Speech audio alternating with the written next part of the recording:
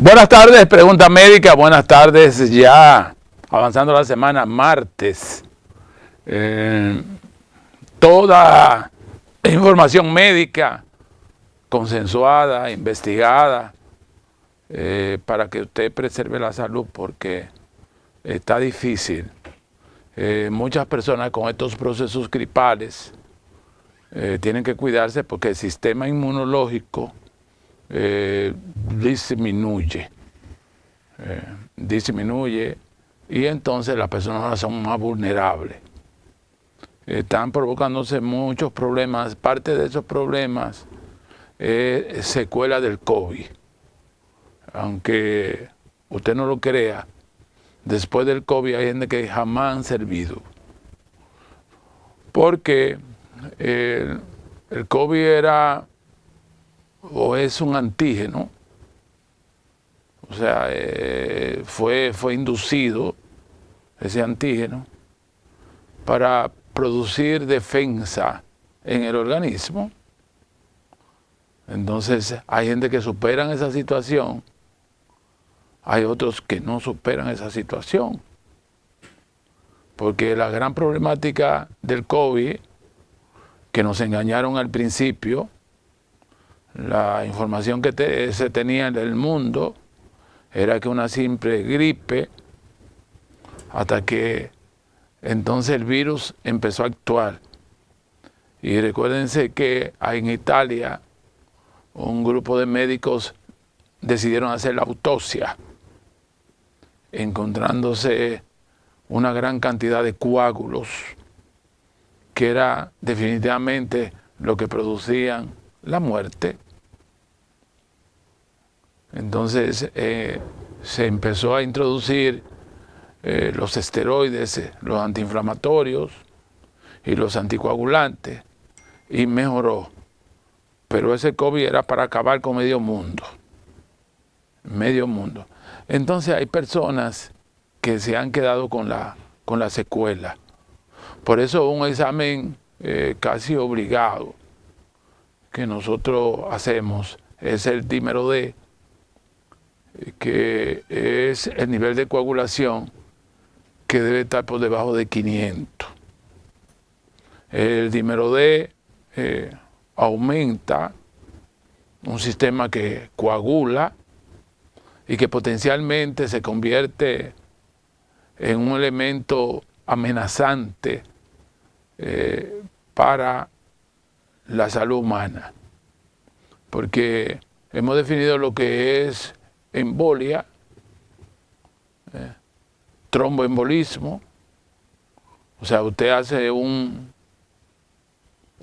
coágulo en cualquier lugar de su cuerpo, entonces a través de la vena cava inferior derecha sube la superior, se mete en la aurícula derecha, va al ventrículo derecho, entonces va a la arteria pulmonar y produce una tromboembolia, que las personas se quedan así como dormidas. Entonces los organismos internacionales, muy responsablemente la OMS, la OPS, ha dicho que esa enfermedad se va a quedar para siempre. Se va a quedar para siempre. Y las vacunas ayudaron, pero los que se quedaron sin vacuna no les fue tan mal. No les fue tan mal. Entonces era como prácticamente inducir una enfermedad viral para hacer negocio. Esa fue la situación. Entonces muchas personas que lograron superar el COVID permanentemente no salen de una gripe. De ahí es que nosotros recomendamos ese análisis, el dímero D. Nosotros estamos haciendo, aparte del dímero D, lo que son las medicinas liposolubles. Cuando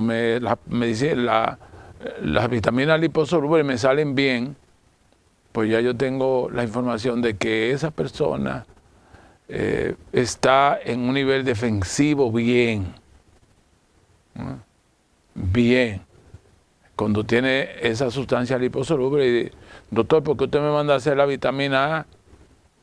¿Por qué me manda a hacer la vitamina E, la K y la A? Incluso cuando yo empecé a hacer, a mandar casi de rutina a los pacientes, a hacer la vitamina D, se lo hacían como un estudio común y corriente. Ahora le cobran un dineral, porque ahí había una vinculación de la vitamina D con la deficiencia inmunológica que se producía en el COVID, y que la vitamina D también estaba asociada con un aumento del dímero D y una baja formación de la vitamina K. Eso, a veces la medicina es pura imaginación. A veces los médicos hacemos un diagnóstico quizá inducido por la intuición, por la imaginación. Déjame hacer eso. Entonces, puede ser, y usted no puede echarle la culpa que el médico mande a hacer los estudios y que todo salga bien. Pero usted no puede echarle la culpa, porque puede ser también que tú mandes a hacer los estudios específicamente y algo que tú no estás buscando, tú lo encuentras. Esa persona con problemas digestivos, nosotros mandamos a hacer la sonografía abdominal, porque para mí es muy importante saber cómo está el páncreas, porque el páncreas, dentro de la tercera actividad de la digestión, está la química. Entonces, cuando el páncreas o los jugos pancreáticos, la lipasa, milasa, están funcionando mal, pues entonces inmediatamente la vesícula está actuando mal. Entonces, primero que se produce es la pancreatitis. Y uno tiene que admitir que todo se lo echan al alcohol. No es lo mismo una persona consuetudinariamente que se tome una botella cada 2 días, o que se tome 2 o 3 tragos el fin de semana. Eso no va a producir pancreatitis. Todo lo contrario. Muchas veces está vinculado a esa dieta mediterránea, que hicieron un estudio en España de los que estaban en el norte y descubrieron que los que se tiraban un directo al hígado de vez en cuando tenían más niveles de vida que aquellos que eran astemios, que no ingerían nada. Lo inteligente es que usted no haga exceso. A propósito de esta Nochebuena, porque a veces siempre había el letrero que tenía el tío mío allá en Puerto Plata, que decía: si bebe para olvidar, pague primero. La mayoría de la gente bebe para olvidar, para disipar un problema. No debe tomarse de esa forma, porque entonces tú caes entonces en lo vicioso. Debe ser por placer. Debe ser por placer. Pero cuando ya tú lo tomas como algo que tú te haces dependiente, dependientes, entonces hay serios problemas. Por ejemplo, allá en Puerto Plata, uno que es de allá de la costa, hay tipos que todos los días tú lo ves en el malecón mirando las olas, tipos que ni comen ni nada. Y tú te acercas donde ellos y están muy alegres, pero es una alegría artificial. Tú estás recibiendo esta visita de Navidad, porque que llega a Puerto Plata es como si no estuviera en República Dominicana. Y los que viven ahí se sienten así. Cogen para el malecón, ven las olas y hasta se olvidan de la comida, entonces ya van a parar en lo que se llama la pancreatitis, en lo que se llama problema de vesícula o problemas de los mismos pulmones. Nosotros dimos una primicia aquí en Pregunta Médica, que muchas veces todas las afecciones pulmonares se la atribuimos al tabaco. Los tomadores crónicos son aquellos que una botella y viene la otra.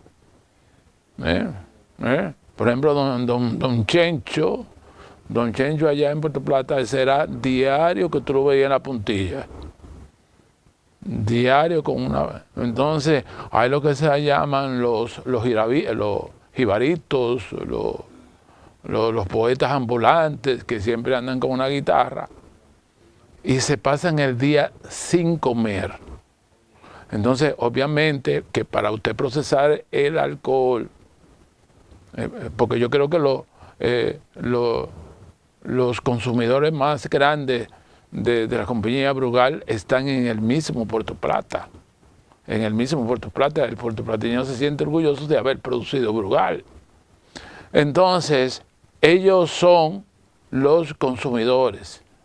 En consonancia con esta situación, si usted es turista y ve que hay un beneplácito tan grande, hay una aceptación tan grande del alcohol, pues usted termina también insertándose en esta industria del alcohol. Entonces, para estos tiempos, en estas orientaciones finales, decirle cuáles son los peligros en función del nuevo estado de la cosa, porque es que ya con los cambios climáticos y los problemas medioambientales, la situación no está nada fácil. Nunca se entendía que en noviembre, un mes fresco, pudiera estar vinculante con cambios climáticos donde las lluvias son impredecibles. Se parece como a un mayo.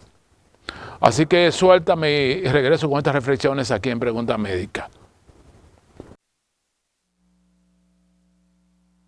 Y precisamente estos tiempos, noviembre, diciembre, son ideales para las afecciones respiratorias. De ahí que en Wuhan, en China, las primeras informaciones que salieron acerca del COVID fue a partir del 15 de noviembre del 2019, convirtiéndose ya en una declaratoria de pandemia ya el 10 de enero del 2020. La verdad que esta afección viral ha provocado que un antes y un después, porque hay enfermedades virales como la viruela, la hidrocefalia, la hidrofobia o la rabia, que una vez pues Albert Einstein no, este hombre español no francés, incentivó la vacuna, pues se desaparecieron. Ya es difícil escuchar de la hidrofobia, que es una de las características de las personas que están afectadas por afecciones virales provocadas por el virus de la rabia. Louis Pasteur, ese gran hombre que descubrió espectacularmente que poniendo virus atenuados podía despertar una respuesta inmunológica en el cuerpo y ocasionar inmunidad. Aquí nos protege, yo no sé quién es que nos protege, porque aquí esto está lleno de animales realengos, muerden, hacen todo, y las personas tienen poco acceso a las vacunas. Yo recuerdo que cuando yo llegué aquí a estudiar medicina, eso era una caravana que salía para el antirrábico, que quedaba ahí en la Duarte, por el Liceo Juan Pablo Duarte, allá. Eso era eso el día entero. Y son tan bandidos que quitaron el antirrábico, uno no sabe dónde está. Entonces, eso se produce cuando las enfermedades han estado en extinción. Cuando ya usted extingue esa enfermedad porque vino el antídoto, que era lo del mismo virus atenuado no activo, que Louis Pasteur, premio Nobel de Medicina, no era médico, descubrió que producía inmunidad y que provocó muchas horas de desvelo, porque él empezó a ponérselo a los perros y veía que esos perros no le daban rabia. Dice, pero ¿cómo se lo aplico ahora al ser humano? Entonces todo el mundo sabía que Louis Pasteur estaba haciendo una investigación. Y que probablemente ese flagelo de la hidrofobia es la característica principal que le da rabia, no se le puede presentar agua. Eso es alergia al agua. Oye, es como el diablo a la cruz, el agua. Entonces, en función de eso, el mundo cambió, porque entonces empezaron a vacunar de forma masiva, hasta tal magnitud que ya la rabia en el país, abusando de ella, porque aquí no se está vacunando a nadie, Aquí no se está vacunando a nadie. Te digo que el antirrábico estaba ahí en la Duarte. Y que debe ser un protocolo permanentemente, porque tú no puedes jugar con las enfermedades. Es el caso de una señora allá en Santiago que agarraron un jurón en Navarrete y lo llevaron a Santiago, y el jurón se soltó y mordió a esa señora, y esa señora fue llevada a un hospital y lo que le pusieron fue una antitetánica. Oye, eso, porque que los protocolos hasta se olvidaron. Antitetánica para el tétano, entonces le pusieron una antitetánica. ¿Qué pasa? Que cuando el paciente desarrolla la rabia, hay que matarlo o esperar que se muera, porque es que no se cura. Entonces, esa enfermedad en extinción hay que tener mucho cuidado con ella. Ya uno no ve el polio. El polio es como una especie como de inmunidad que se ha provocado, generaciones que le pusieron esa vacuna, pero uno no ve ese esquema de vacunación de estas vacunas que son necesarias y que de buenas a primeras aparecen, como en esa señora que apareció de Santiago, y una del sur que una niña ahí en el sur que murió en el Robert Reed, porque es que no hay los músculos abdominales y respiratorios se bloquean y no hay forma. Una parálisis respiratoria cada día, cada hora que pasa es más fuerte. Entonces eso hace que la rabia sea irreversible, no compatible con la vida. Entonces lo mejor es la prevención. Ahora, ¿qué hacemos con el COVID? Yo te puedo decir que hay personas que están transmitiendo el COVID. Personas que permanentemente nunca lograron inmunidad y que de ahí en adelante tienen un catarro permanente, nunca lograron inmunidad. Entonces esas personas están transmitiendo el virus del COVID. Porque el virus por sí solo no produce nada, no produce problemas. El problema está cuando encuentra un lugar viviente. ¿Y cómo usted encuentra un lugar viviente? Cuando usted se encierra en un estudio de televisión, todo el mundo respirando juntos. Y la saliva, ahí se difunde. O cuando usted está, por ejemplo, yo en esta mesa y le doy gracias a la persona amiga mía que esta mesa me la somete a una higiene, porque está en la superficie. En la superficie el virus no hace nada, pero ¿qué pasa? Que cuando entra con la mucosa, usted inadvertidamente se pasa la mano en un ojo o en la nariz, inmediatamente pues se activa, entra en contacto con parte viviente, entonces se replica el virus y lo replica de forma exponencial desde que encuentra.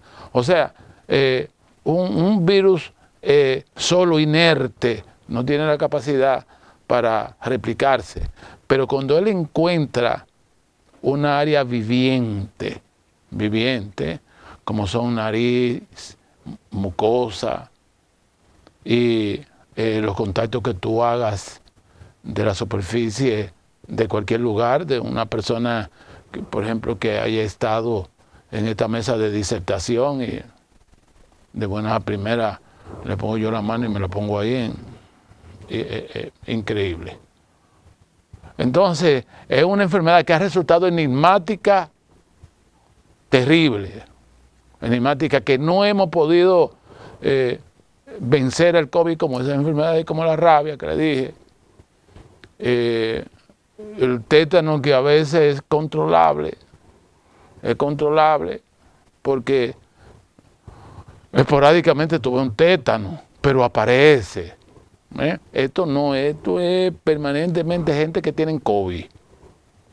Gente que tienen COVID porque nunca superaron la enfermedad, se mantuvo latente y viven contagiando personas. Y el COVID ha tenido la capacidad de mutarse, de hacer cambio y va por una 20 cepas y permanentemente. Entonces en Estados Unidos y aquí personas que no están siendo investigados mueren con un proceso respiratorio no investigado y el diagnóstico es que es COVID.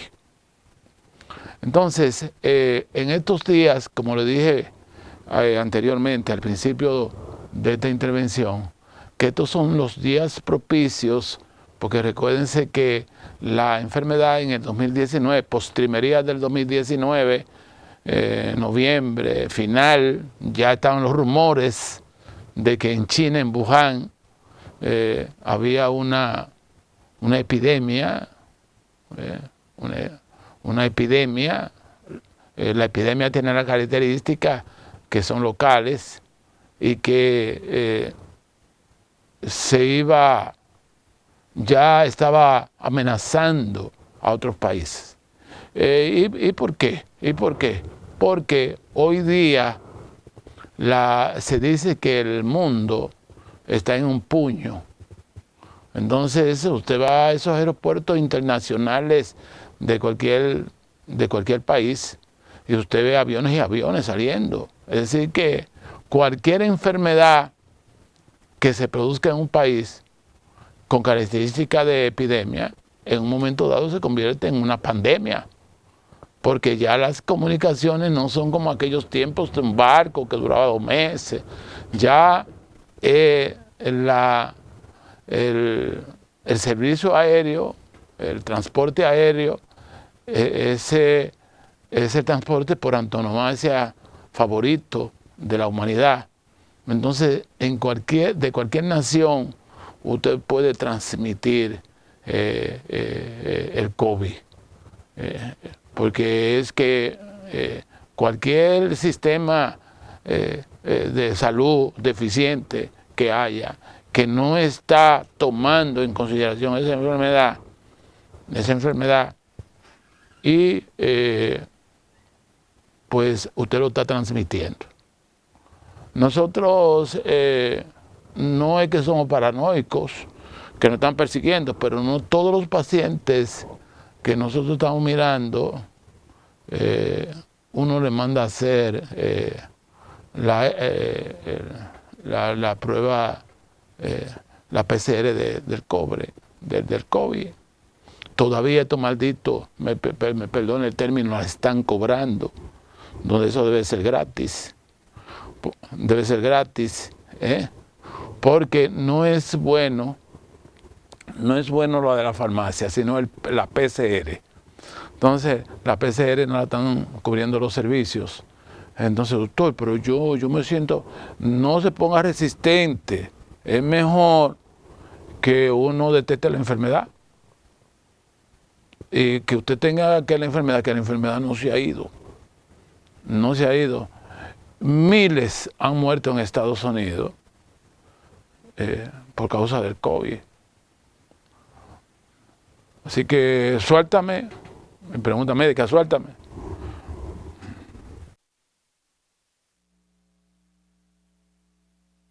En otro contexto, tenemos el Clostridium tetánico, que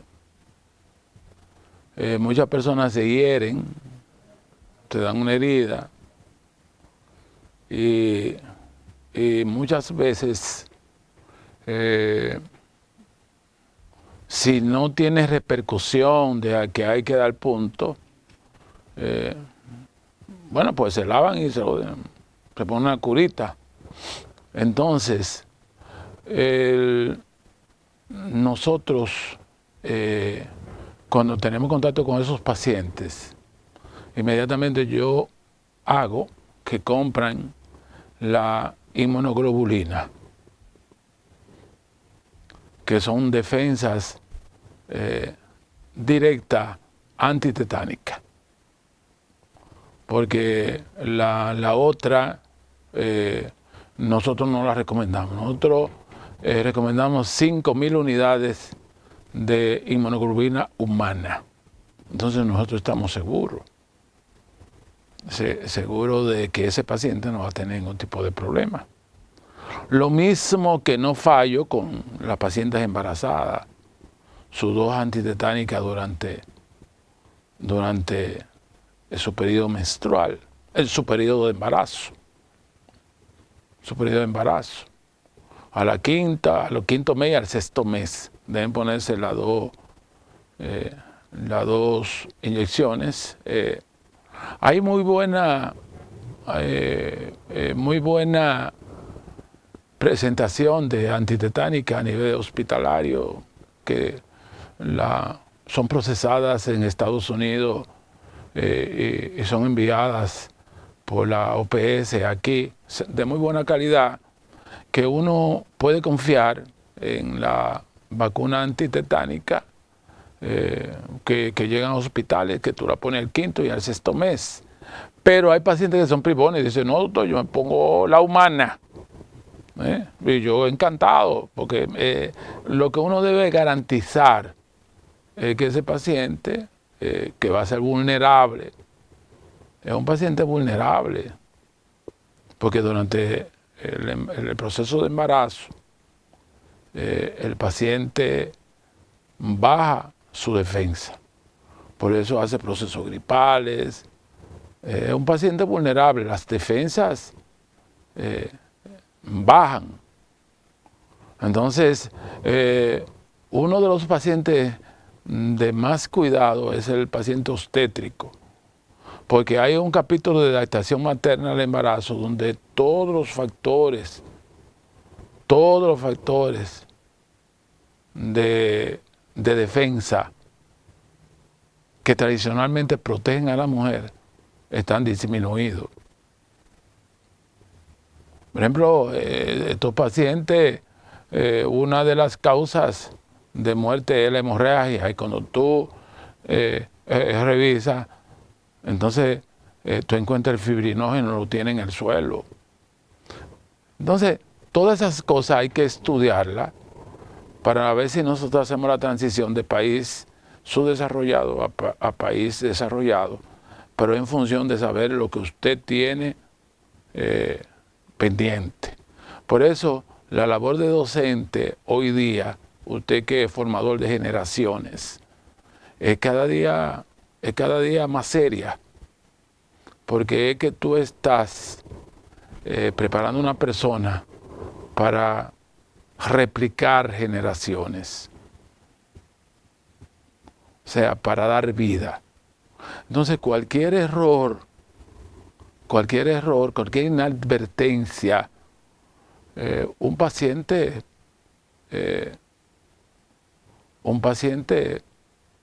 te hace un tétano.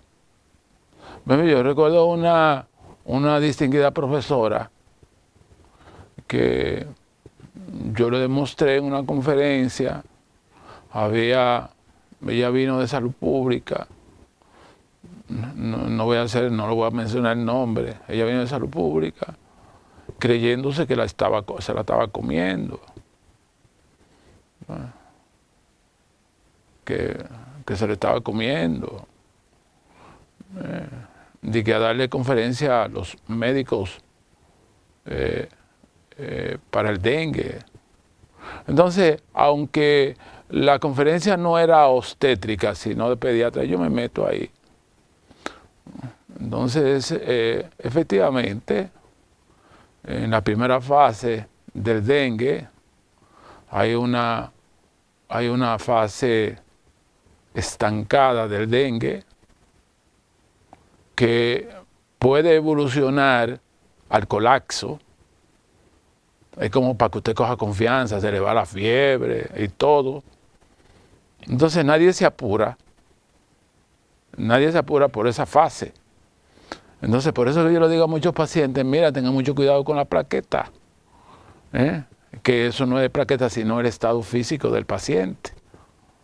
Porque esa fase, las plaquetas están bien y todo. Entonces, a partir del cuarto día del dengue, entonces se produce una remisión a restablecer todos los factores de la coagulación y del bienestar del paciente y de la rehidratación, y el paciente puede sanarse. Pero hay la otra etapa, viene entonces la etapa crítica. Y esa etapa crítica viene sin fiebre.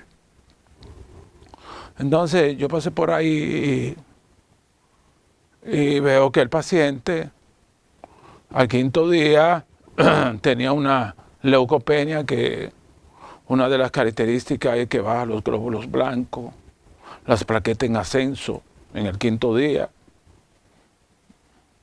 Y aunque el paciente indiscutiblemente hizo un dengue, Al cuarto día no se metió a la fase crítica, pero hay que saber la fisiopatología del dengue.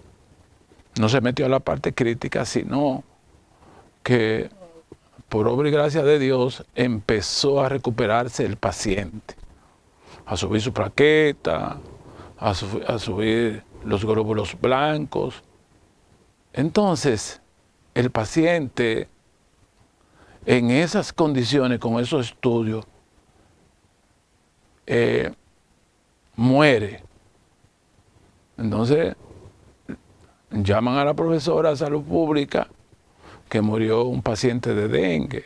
Entonces ella dice que va a dar una conferencia ya para enseñarle a los pacientes la evolución del dengue, porque se están confundiendo.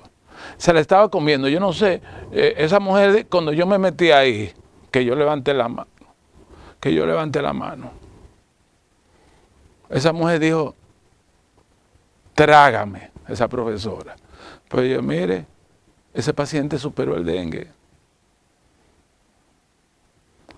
Mire lo que dicen en las diapositivas. Al quinto día subió las plaquetas. El séptimo día tenía 200.000 plaquetas. Entonces, ese paciente no murió de dengue. ¿Y de qué murió? Digo, ese paciente murió de una enfermedad nosocomial. Enfermedades nosocomiales son enfermedades como el tétano que dejan en la cama a los pacientes, bacterias, estafilococo, y mata al paciente. Pacientes que han llegado sin nada en el hospital a hacerle un procedimiento común y corriente, consiguen una enfermedad nosocomial. Enfermedades nosocomiales son una peste en los países desarrollados, no tan solo aquí. Son enfermedades que dejan los pacientes. No se haga ilusión cuando usted lo van a internar en una clínica, en un hospital, porque usted no le van a buscar ni una cama nueva, ni un colchón nuevo. Buscan a la enfermera y ahí, ya. Y usted se acuesta ahí, usted no sabe que hace 2 días se murió uno ahí. Entonces, esas enfermedades nosocomiales son oportunistas.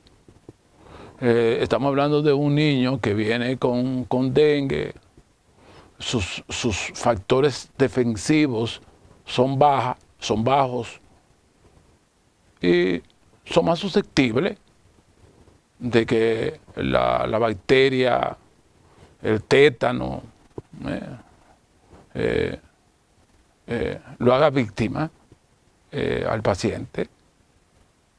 Es lo mismo que hay gente que tiene un nivel de defensa que se meten donde quiera. Van a ver artistas multitudinarios, no salen con gripe ni nada de eso, porque tienen buena defensa. Hay otros que no, que cuando le pasa a uno con gripe por ahí, es seguro. Yo, gracias a Dios, hago como proceso gripal 1 vez o 2 veces al año, pero que yo me muevo el año entero. Y es que soy muy adherido a la vitamina C. La vitamina C es la vitamina por excelencia líquida para subir la defensa. Produce una barrera inmunológica a nivel de los pulmones y del tracto gastrointestinal, que incluso está vinculado con evitar gastritis, colon irritable, colon permeable, y no es astringente. Antes creían la gente que cuando esos niños tenían diarrea darle los limones, no. O sea que usted no le produce ni estreñimiento, ni le produce diarrea, ni nada. Es excelente y lo tolera bien. porque la medicina natural sigue siendo el modo por excelencia. Usted encuentra esa zanahoria, esa remolacha, y se han demostrado que los productos agrícolas subterráneos todos son anticancerígenos y evitan los radicales libres, que son los que producen el cáncer.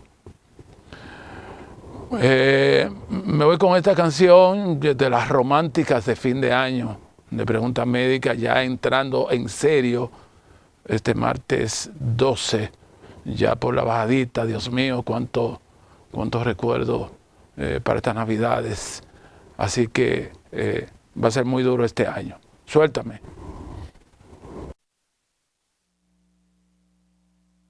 Vamos a felicitar a Albania Vázquez. Allá en Miami está de fiesta de cumpleaños en el día de hoy. Un presente del comunicador Félix Vázquez, una de las glorias de la comunicación allá en Puerto Plata. También nos satisface que esa gloria de la locución de Puerto Plata, Daniel Díaz Alejo, estuviera el otro día escuchando mi presentación. Nosotros nos produce mucho placer. Y vamos a tener presente el día que él cumpleaños. Él cree que yo me recuerdo. Yo siempre decía que él era el último de los sagitarianos, porque él nació el 20 de diciembre y ya el 21 de diciembre entran los capricornianos. Los capricornianos entran ahí, está Leonel Fernández, está la hija mía, entran los capricornianos a partir del 21 de diciembre. Entonces Daniel Díaz Alejo nació un 20 de diciembre. Yo dije, el último de los sagitarianos.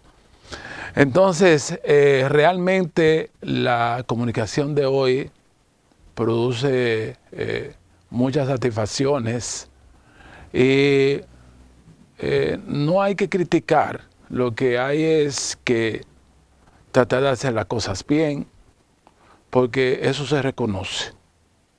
Le decía a alguien que de los que están actuando en la comunicación, ¿cuánto me daba de 10? Y me dice que me daba 12. Es decir, que nadie sirve. Y es precisamente porque usted no puede en una delicada función como esa es la comunicación. Bueno, que usted va a poner un podcast, pero ¿dónde?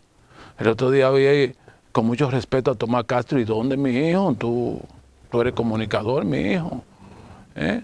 Entonces, es porque no han leído los grandes del pensamiento, como a uno que dice que todos somos ignorantes en una determinada área. Él dice que todos somos ignorantes en una determinada área. Entonces usted no lo puede hacer todo. Usted no puede hacer todo. Entonces hay gente que entienden que, por ejemplo, yo fui impactado de muy temprana edad.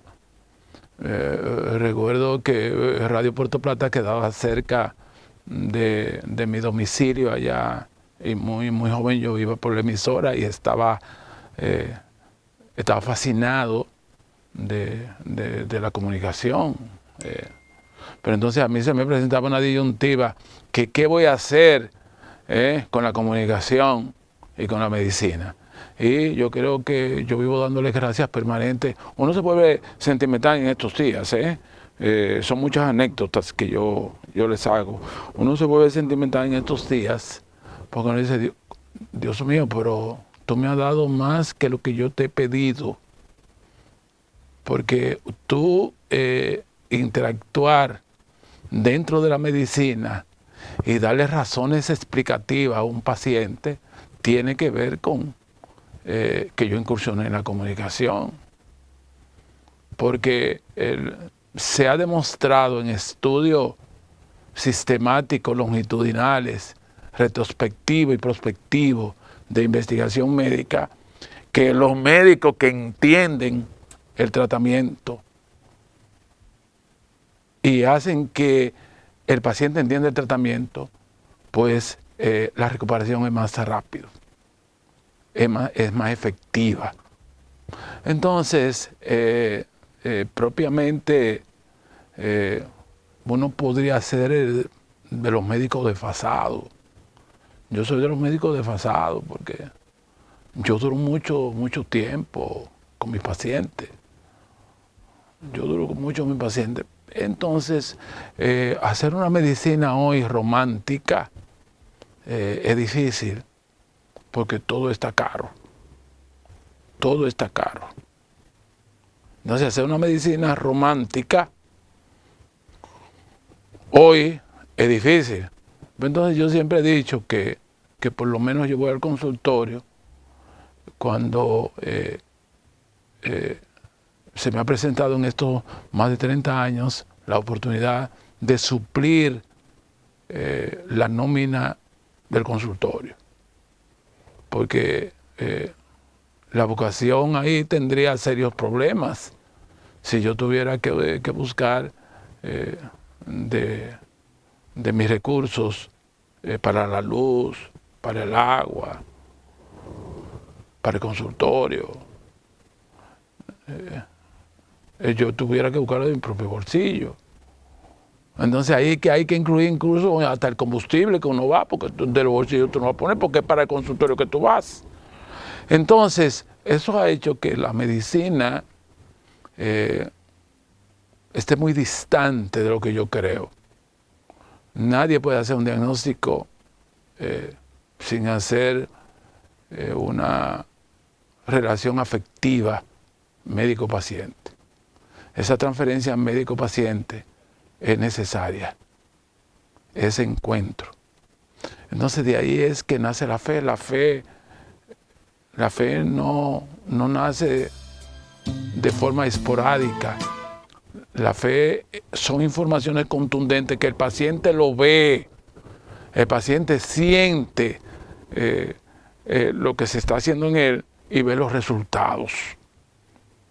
Lo digo por vivencia, de que en estos años hemos logrado cosas que el paciente ve. Y si pongo a Wendy la que se desnudó fue que yo la conocí con una hemorragia, no te operes. Pues nos encontramos que me llevan, suéltame.